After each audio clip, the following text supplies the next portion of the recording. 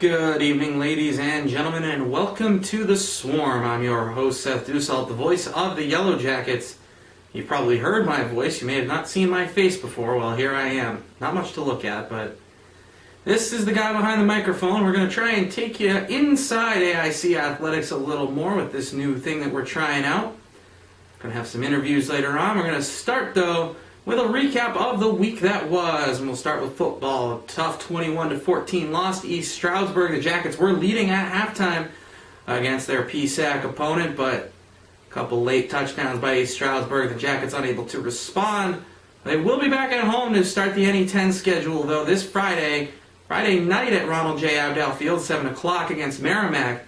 And if you can't be there, you can still catch all the action. I'll have the call alongside my broadcast partner, Eric Richardson. AICYellowJackets.tv, your home for the Yellow Jackets. We do live stream almost all of our home events. Do our best to get there. Of course, I can't be in 7 places at once, but try my best to do that as much as we can for you. Women's soccer with a great weekend and a great start to the season, but what else is new from them? Looking to get back to the NCAA tournament again, and they started out in a big way. 2-0 wins over Bridgeport and Long Island University. LIU Post coming into the match ranked 24th, the Yellow Jackets ranked 25th. You knew it was going to be a good one, but the Jackets took it to LIU, holding them to just 4 shot attempts, including none in the second half. Goals in both games were by Caroline Boyce and by Sonia Bosma, so 2 goals for both of them and a good scoring race. Sammy Tabak, the goalkeeper, not having to do much work, just 2 saves on the weekend. So pretty solid week all told for the Yellow Jackets, and field hockey 2-0 as well, getting their season off to a rocket hot start, a 3-2 overtime victory over former head coach Julie Zulkowski, now Julie Sliney, as she has been married since moving to Slippery Rock, but Courtney Williams with 2 goals, and then Jenna Masionis with the dagger in the OT at the 72-12 mark. And then against Seton Hill, the Yellow Jackets got 2 goals out of Amanda Johannes in a 3-2 victory. Emma Heroth, the freshman, getting her first tally as a member of the Yellow Jackets as well, part of that win. On to volleyball, 2-2 on the weekend up in Alaska, up at the Spring Hill Suites Invitational at the University of Alaska Anchorage. Wins over Notre Dame, Dinamur, and Claflin Universities by 3-0 counts in the weekend, a weekend where they were without Blair Havron, one of the captain's middle blocker, key player. So lose a player like that and still go 2-2 is pretty good. Caitlin Connolly broke the school's all-time digs record, and we're going to talk to her in just a moment along with Coach Matt Cribben. But before we get to that, one final last thing, and that's the men's soccer team, and they are 2-0 as well. 3-0 win over Bloomfield and a 2-1 win over Dominican. Ed Sharman with 4 tallies on the weekend for the Yellow Jackets. A phenomenal weekend for him. Jason Ryan, just 1 goal allowed on 13 shots. We're going to meet Jason Ryan later on, but we're going to start with volleyball. I caught up with Coach Cribben, and I caught up with Caitlin Connolly. We talked a lot of different things about the AIC volleyball. All right, we're here with senior libero / outsider Caitlin Connolly and our head volleyball coach Matt Cribben. 2-2 weekend for the Yellow Jackets this weekend, and Caitlin, you broke a pretty big record, the all-time school digs record. Only the beginning of your senior year, you had plenty of time to put the record on reach. Yeah, I mean, it was working hard. I was working hard all 4 years, so it's just I wanted to do something special, and I think I did. Now you've come along. You obviously were the NE10 Rookie of the Year your freshman year. So you've kind of evolved though as an athlete. You came in, you were used as a libero. You've been used kind of more and more as an outside hitter, as well as kind of still playing that libero position. Talk about your evolution as a volleyball player with 2 different head coaches over 4 years. I think it was, starting as a libero freshman year. I think I was able to see the ball a lot better as my sophomore and junior year came along. So coming back to this position, I think I'm stronger than ever. I'm really looking forward to a great season. Coach Cribben, this is your 2nd season as the head coach here at AIC, and you've had the opportunity to bring in a class of your own recruits. What was it like, kind of last year coming in, working with your philosophy, but with somebody else's players who have spent sometimes as much as 3 years in someone else's system? How do you kind of adjust to that, and how do you get the athletes to adjust to what you want them to do? Well, I was fortunate enough to come into a team that was extremely coachable and took everything that I had to bring and really ran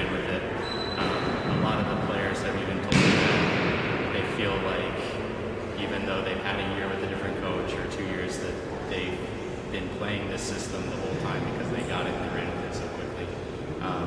And the players I was lucky enough to bring in are the same type of people that I already had here, so the chemistry is great and everyone is buying in and getting on the same page really quickly. Now you can maybe both speak to this. How helpful is it to have consistency with the assistant coach, Tyler Wingate, who's been here for a long time, was here with the previous head coaches, now still here? Maybe both of you can kind of just talk about what he means to the program. I think he's great. I think he adds a lot of depth to the coaching staff and he knows what he's talking about. So, when he tells us to do something, we do it. It was an asset right from day one with Tyler. We share a lot of the same philosophies, and that was the reason why I didn't even consider looking for an assistant coach that I might have more experience with. The way he approaches the game is exactly what I look for in a coach, and he makes us better day by day. And every time we can bring him into the gym and take him with us on away trips, which is thankfully more this year than it was last year. He adds something to us, whether it's tracking the other team's offense and letting us know what they're going to be trying to run, to just getting that one-on-one attention that a player might need in the middle of a match that I might be missing because I'm looking at the whole picture. Now you talked about trips. You had a long one this weekend up in Alaska. That's another one coming up in New York. How do you approach the beginning of the season with these different trips and you're not really in a comfortable environment necessarily because you're not at home, not where you're used to being? Well, I think that's exactly the point, is we give them a crash course and try to make them as uncomfortable as possible so that when we get really into crunch time and tournament time, and they've been there before and they've had the experience to play tired, to play 2 games back-to-back, and whether it's back-to-back days that the NE10 tournament has or long travel that the NCAA tournament could potentially have, we'll be ready for it. You've been here, this is now your 4th year, as we said. Alaska, obviously, probably something new to you, but just kind of talk about different experiences you have. Maybe what the best experience you had in the first 3 years at AIC in terms of travel, maybe going to a tournament, not in the local area, so we're kind of outside maybe to the NE10. Well, I was thinking about it the other day actually, and I think Alaska was the most successful trip I've had all 4 years. I think we really showed people what we do, and we persevered through some, a tough start, and then we got 2 wins under our belt, and then we played hard against a really, really good team. So I think it was a success. We actually are going to be getting into the NE10 schedule sooner rather than later. And what can you maybe, coaching maybe you have a better idea of this, what can you tell us about the NE10 this season, what it's looking like, where AIC kind of falls in the rankings, and who do you think is going to be perhaps some of the tougher teams to play against? Obviously every game is tough, but some teams are obviously more tough than others. Well, the incredible thing about the NE10 is that really it's any given day. The middle of the pack is decided by 1 or 2 matches. You could be as good as 4th or as bad as 10th with just 2 match difference. And I feel like it's going to be no different this year, and I think even the top teams are going to fall into that mix. New Haven is always a powerhouse, but I think everyone puts the targets on them trying to beat them. If you're going to get up for 1 game, it's always the New Haven game. So some of those top teams, Adelphi, Franklin Pierce, could pull off the victory. Any team can give us a challenge. We went 5 with a team that finished pretty low in the rankings, but was definitely talented in St. Anselm last year.